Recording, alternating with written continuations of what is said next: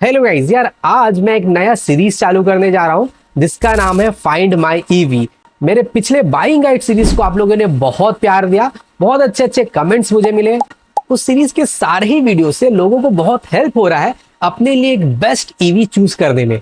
और गाइस इस सीरीज के वीडियो से ना आपको और भी ज्यादा हेल्प होगा, क्योंकि इस सीरीज में मैं डायरेक्टली आपसे कनेक्ट करके आपका कंफ्यूजन दूर करूंगा और आपके लिए आपके रिक्वायरमेंट के हिसाब से बेस्ट टीवी कौन सा होगा वो फाइंड आउट करने का कोशिश करूंगा। ये है इस सीरीज का पहला वीडियो। और आज के जो हमारे गेस्ट है ना, वो है हमारे एमपी वाले व्हाट्सएप ग्रुप के youngest member Prince Gupta. Prince ना टीवीएस, बजाज एंड विदा में बहुत कंफ्यूज है, तो आइए प्रिंस का कंफ्यूजन दूर करते हैं और देखते हैं प्रिंस के लिए कौन सा स्कूटर बेस्ट होगा। तो प्रिंस, ये इलेक्ट्रिक स्कूटर लेने का तुम्हारा मतलब ख्याल कहाँ से आ गया अचानक से? पापा ने बोला कि इलेक्ट्रिक लेते हैं, तो मैं बोला ठीक है। फिर पापा अच्छा, बोले देखो कौन सी लेनी है। ये तो बहुत अच्छा बात है कि तुम्हारे पापा बोल रहे हैं इलेक्ट्रिक लेना है, वरना सबके पेरेंट्स मना करते हैं। अच्छा, तो क्या रिक्वायरमेंट क्या क्या है तुम्हारा इलेक्ट्रिक स्कूटर किस लिए चाहिए? मेरे को लेना था, घर में बाइक है तो पापा बाइक चलाते हैं। हाँ, तो मेरे तुम्हारे से लिए बाइक तुमको बनती क्या नहीं है। मतलब कॉलेज जाने के लिए चाहिए या फिर ऐसे ही जस्ट घर में थोड़ा बहुत सामान वगैरह लाने के लिए? ऐसे ही ऐसे ही ऐसे ही स्कूल दोस्तों के वगैरह? साथ घूमने वगैरह के लिए। फुल अच्छा डमी मतलब डमी कर रहा हूँ मैं। अच्छा अच्छा, ये कह रहे हो। तो बस ऐसे ही यूज करने के लिए चाहिए, घर पे एक बाइक है, सेकेंडरी चाहिए ना? अच्छा हाँ। ठीक है।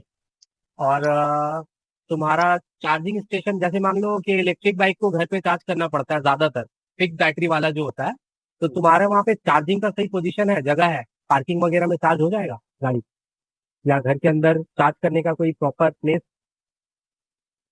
देखिए, मेरी तो शॉप है, ग्रोसरी शॉप है, तो पापा बोल रहे थे कि दुकान पे क्या पता दिक्कत ना हो। तो बोल रहे थे रिमूवेबल बैटरी वाली देखो, तो मुझे वीडा सही लगी थी, इसलिए मैं देखा रिमूवेबल बैटरी। हाँ, बाकी यहाँ चार्जिंग स्टेशन तो नहीं है। इसी के लिए मैं पूछ रहा था, क्योंकि बहुत सारे लोग होते हैं ना, मतलब बिल्डिंग वगैरह में रहते हैं, चार्जिंग का सही प्लेस होता नहीं है, तो उनके लिए तो फिर रिमूवल हाँ। बैटरी होना चाहिए।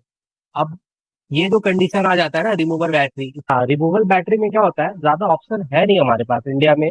ब्रांडेड में ज्यादा ऑप्शन नहीं है, वैसे तो चाइनीज में बहुत सारा ऑप्शन है, पर अगर आप ब्रांडेड में रिमूवल बैटरी देखोगे तो एक विदा है और एक है तुम्हारा एम्पेयर है, एम्पेयर का नियो। एम्पेयर का नियो भी अच्छा गाड़ी है, बट अगर विदा से कंपेयर करेंगे तो विदा ही हर जगह पे बेस्ट रहेगा। और वैसे जरूरी नहीं था कि रिमूवेबल, बिना रिमूवेबल भी रहते तो चल जाता। मतलब चार्ज करने में कोई दिक्कत नहीं है? दिक्कत नहीं थी। पर पापा बोलते अच्छा, रिमूवेबल में इजीली रहता, मतलब। हाँ, रिमूवल में एक मतलब प्लस पॉइंट रहता है, और विदा लेने से प्लस पॉइंट ये है ना विदा का, कि एक तो तुम उसका रिमूवल बैटरी है तो बैटरी रिमूव करके चार्ज कर रहे हो। दूसरा चीज, अगर तुम विदा ले वो लोगे तो एथर का जितना नेटवर्क है वो तुम यूज कर पाओगे। एथर का जितना भी चार्जिंग नेटवर्क है, ग्रिड एथर का charging station, fast charging option तुमको वहां पे मिल जाएगा। बट चेतक में क्या हो जाता है, चेतक लो या फिर अगर टीवीएस लो, तो उन लोगों का बाहर में कोई चार्जिंग स्टेशन है ही नहीं, चेतक एंड टीवीएस का। उसके लिए तुमको घर पे पूरा पूरी डिपेंड होना पड़ता है, रोज चार्ज करके घर से ही निकलना पड़ता है। अगर ज्यादा राइडिंग जिस किसी का रहता है तो मैं उसे मना करता हूँ, बट तुम्हारा उतना राइडिंग नहीं है, तो तुम चेतक भी देख हम्म। सकते हो। चेतक 3001 जो है वो देख सकते हो, वो और विदा में से तुम एक देख सकते हो। चेतक में सोचा था 3503, पर वो हैवी हो जाती मेरे लिए, थ्री क्योंकि five metal zero body three रहती है। हाँ, मेटल बॉडी है, नहीं, हैवी थ्री है फाइव जीरो वो। टू शायद 3502, 3502। हाँ, तुम्हारा जितना जो तुमको रिक्वायरमेंट है, मतलब बहुत ज्यादा रेंज का रिक्वायरमेंट नहीं है मेरा ख्याल से तुमको। नहीं। 100 के अंदर होने से हो जाएगा, हाँ हाँ। 100 किलोमीटर रेंज होने से हो जाएगा ना, तो फिर तो तुम आराम से 3001 के साथ जा सकते हो। 3001 जो है वो बेसिकली 2903 जो था चेतक का, उससे ही अपग्रेड, मतलब समझ लो उसी को बदल के उसका सिर्फ प्लेटफॉर्म चेंज करके 3001 कर दिया है। और 2903 जो गाड़ी था ना चेतक का, वहां पे बहुत सारे बंदे को, हम लोगों का जो व्हाट्सएप ग्रुप है, सब कोई 100 से ऊपर सबको ये रेंज मिल रहा था। तो 3001 में भी मुझे ऐसा लगता है आराम से 100 का ऊपर रेंज को मिल ही जाएगा। तो चेतक 3001 भी देख सकते हो, क्योंकि बजट फ्रेंडली है वो काफी। पर वो हैवी हो जाती मेरे लिए। 1,10,000, 1,15,000 तक आ जाएगा ऑन रोड। तुम कहाँ से हो, कौन से एमपी। स्टेट? एमपी से हो? अच्छा, उमरिया। तो एमपी में तो कोई सब्सिडी नहीं है वहाँ पे, स्टेट सब्सिडी नहीं है, पूरा प्राइस देना पड़ेगा, लगभग 1,15,000 1,20,000 लगभग तुम्हारा ऑन रोड पड़ जाएगा, 3001। अभी क्या तो है, मेरे तुम, पापा टीवीएस आईक्यूब बुक कराए थे। टीवीएस आईक्यूब अच्छा 3.5 किलोवाट। हाँ हाँ। अच्छा वो पड़ रही अच्छा थी 1,43,000 की, वो बुक कराए थे, फिर मैंने बोला वीडा। तो अब जो एडवांस पे कर दिए तो उसको अब कल वापस लेने जाएंगे, टीवीएस अच्छा। आईक्यूब का। इसलिए मैं आपसे पूछ रहा था शायद। देखो, हाँ। टीवीएस iQube में ना कोई दिक्कत नहीं है, उसका सर्विस अच्छा है। पर प्रॉब्लम ये है कि 2025 में जब हम लोग कोई गाड़ी अगर ले रहे हैं, तो हमको तो जमाने का साथ चलना पड़ेगा, ताकि 5 साल बाद भी वो हम लोग का मतलब मार्केट से ऐसा ना फील हो कि हम बैकडेटेड यूज कर रहे हैं या फिर ओल्ड हो गया है। पर टीवीएस iQube ऑलरेडी बैकडेटेड है, उसमें हब मोटर है, जो हब मोटर आस्ते आस्ते करके सारा कंपनी बंद कर रहा है। आने वाला कल में ऐसा हो सकता है कि टीवीएस भी बंद कर दे, हो सकता है नेक्स्ट ईयर ही टीवीएस कोई ऐसा गाड़ी लॉन्च करे जिसमें हब मोटर नहीं रहेगा। तो तुमको ऐसा लगेगा यार, ले यार मैं तो मतलब पुराना यूज कर रहा हूँ, तुमको ऐसा फील आएगा। तो इसलिए मैं बोलता हूँ कि हब मोटर वाला स्कूटर को इग्नोर ही करना सही रहेगा। और मेरे ख्याल से टीवीएस और विदा से अगर तुम मुझसे पूछोगे तो मैं बोलूंगा कि विदा के साथ। अभी टीवीएस आईक्यूब की 30 तारीख को डिलीवरी ही थी। मतलब थर्टी अच्छा 30 को डिलीवरी लेने जाना था। अच्छा। फिर मैंने देखा वीडा। वीडा मैं पहले सोच रहा था।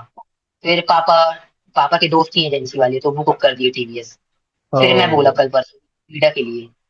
विदा अगर ऐसा। ले रहे हो ना, तो विदा का VX2 जो नया वाला आया है, उसको हम्म। प्रेफर करना, उसको लेना।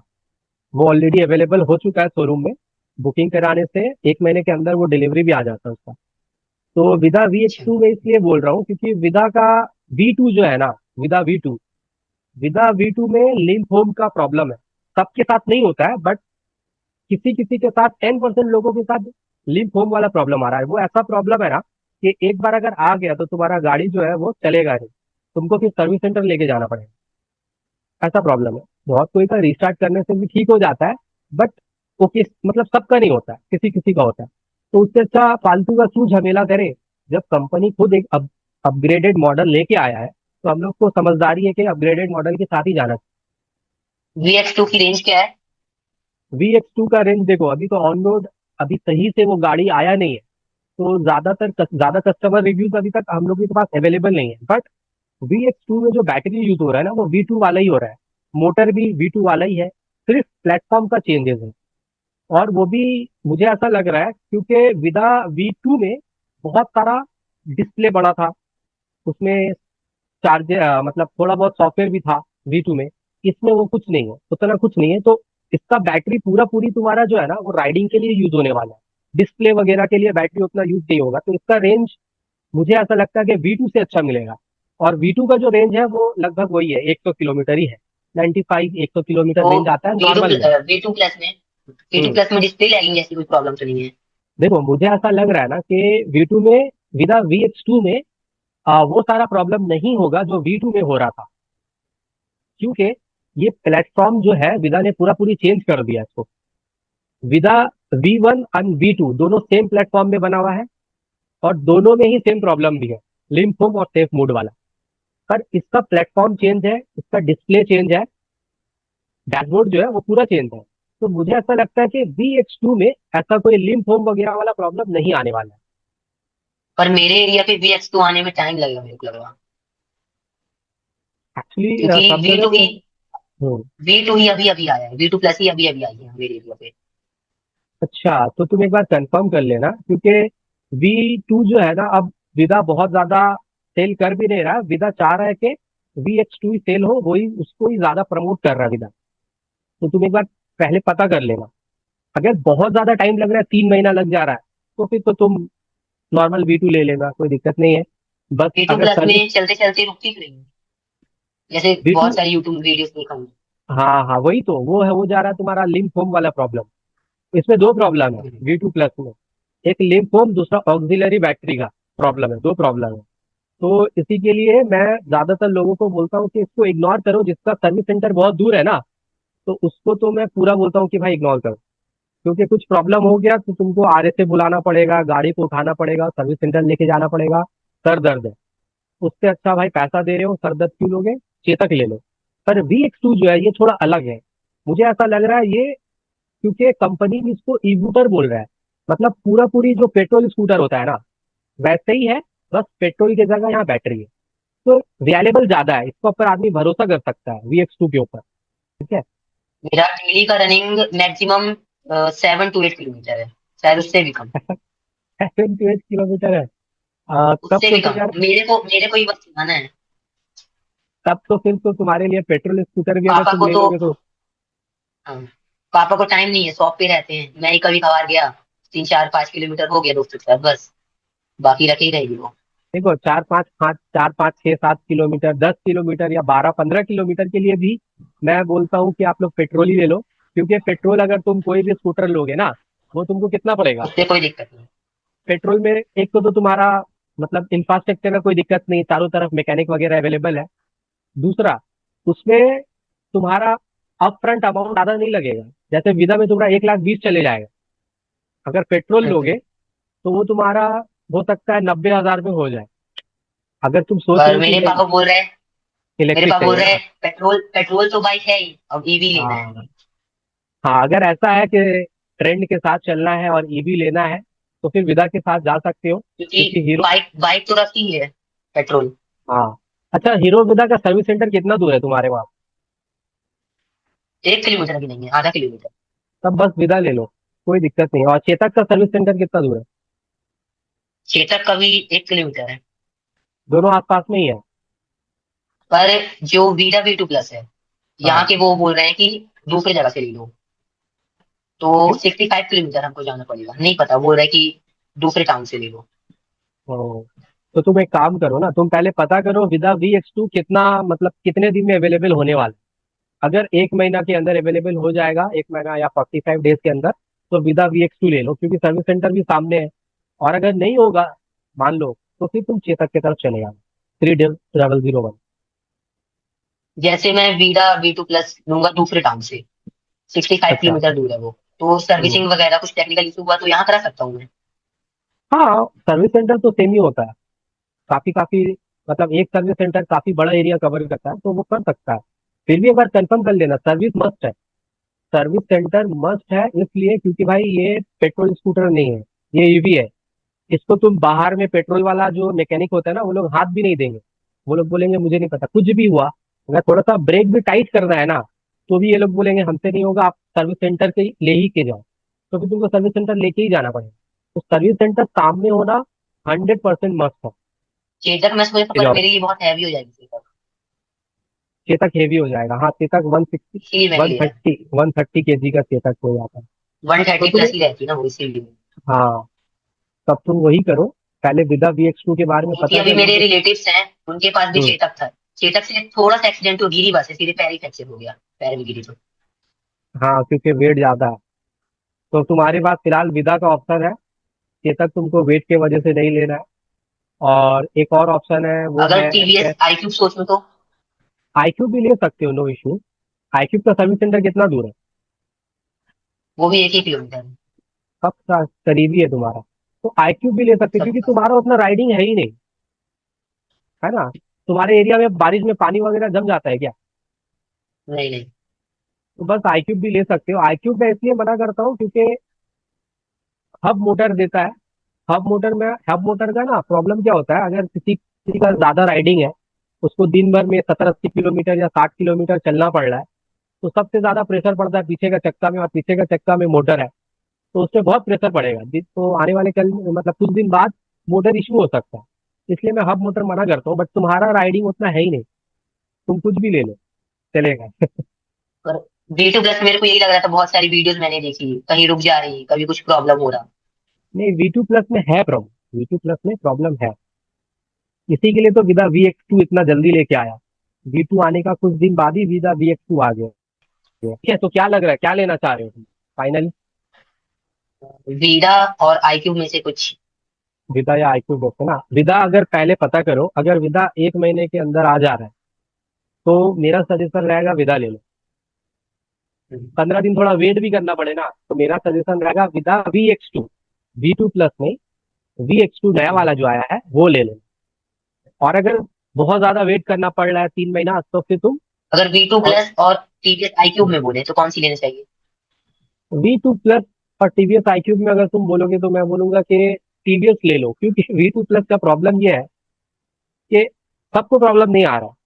टीवीएस का एक अच्छा बात है कि वो रिलायबल है, वो रास्ता में बंद नहीं होता, बीच में बंद नहीं होता, बीच रास्ते में। विदा VX2 का 10% ऐसा कस्टमर्स है जिनका भाई रास्ता में गाड़ी बंद हो जाता है, VX2 प्लस है, सॉरी, V2 प्लस। और वो प्रॉब्लम अभी तक सॉल्व भी नहीं हुआ। अभी जो नया गाड़ी भी आ रहा है ना फैक्ट्री से, उसमें भी कुछ कुछ में वो प्रॉब्लम आ जा रहा है, 100% सॉल्व अभी भी नहीं हुआ है। चार्जिंग वगैरह का भी इशू हो जाता है कभी कभी V2 प्लस में है। हाँ, V2 प्लस में अगर टीवीएस का सर्विस तो सेंटर पास में है, बढ़िया है। VX2 की कितनी रेंज रहेगी इको मोड पे? VX2 इको मोड में आराम से तुमको 100 प्लस देगा। नॉर्मल में हम्म, तुमको 90 दे देगा, इको में तुमको 100 प्लस मतलब 110-15 दे सकता और प्राइस क्या है उसका? है। 1 लाख प्राइस है। ऑन रोड हाँ। तुमको लगभग 1,20,22 के अंदर आ जाएगा वो। और उसमें कुछ एक्स्ट्रा खर्चा नहीं है कि तुमको टेक पैक लेना पड़ेगा या फिर ऐसा कुछ नहीं है उसमें। सिंपल गाड़ी है, तुम्हारा फिजिकल की के साथ आता है VX2। और V2 प्लस जो है उसका एक की का भी बहुत झमेला है। उसका डिजिटल की तो है, पर गाड़ी का जो की होता है वो तुमको पास में रखना पड़ेगा तभी गाड़ी चालू होता है वो। सिंपल गाड़ी से ही। और एक ही की प्रोवाइड करते हैं कंपनी वाले, एक ही देते हैं। हाँ, मान एक लो ही की कभी गुम प्रोवाइड जाए फिर करते हैं। तो। हाँ। वो की जैसे के लिए चेतक फिर में 2 की तुमको, देते हैं। हाँ, विदा V2 प्लस में क्या होता है, की के लिए फिर तुमको ऑर्डर करना पड़ता है, फिर वो बैंगलोर से ना कहाँ से वो आता है, फिर बहुत झमेला उसमें। आई होप क्लियर हो गया होगा तुमको। तब तुम्हारे पास अभी सिर्फ 2 ऑप्शन है, विदा VX2 और चेतक, हम्म, है ना? चेतक नहीं है, तो टीवीएस। Sorry, TVS। चेतक तो तुमको चाहिए, TVS। और तो टीवीएस पहले में तो पर कोई दिक्कत नहीं आती ना? TVS रिलायबल गाड़ी, क्योंकि TVS का सर्विस अच्छा है, गाड़ी भी रिलायबल है, भरोसा है, गाड़ी बीच में बंद नहीं होता। बहुत कम इशू है TVS में, बहुत कम। बिल क्वालिटी वगैरह का थोड़ा बहुत इशू है TVS में, खटखट खटखट करता है, बट वो सब निग्लेजिबल है। जब तक आपका गाड़ी आपको धोखा नहीं दे रहा है, ये सारा प्रॉब्लम बहुत बड़ा कोई प्रॉब्लम नहीं है। बिल क्वालिटी वगैरह तुम्हारा उतना राइडिंग है भी नहीं। तो तुम्हारे पापा ठीक जो है। फर्स्ट टाइम में सेलेक्ट करके आए थे वो एक्चुअली सही सेलेक्ट किए थे। टीवीएस iQ की तरह से। हाँ ठीक है, तो विदा VX2 देख लो पहले, अगर आ रहा है 1-1.5 महीने के अंदर तो ले लेना। विदा VX2 नया मॉडल है। टीवीएस का सारा ही मॉडल थोड़ा पुराना हो चुका है, ये नया मॉडल है तो ज्यादा दिन तक तुम अपडेटेड फील करोगे। तो विदा VX2 ले लेना। और अगर नहीं हुआ तो फिर ठीक है, तो खत्म करते कन्वर्सेशन, जी यही जी खत्म जी। करते तब, ठीक है। बाकी अगर कुछ क्वेश्चन रहा तो ग्रुप में तो तुम हो, ग्रुप में मैसेज कर देना। फिलहाल यहाँ पे वीडियो को खत्म करते हैं, ठीक है। चलो बाय।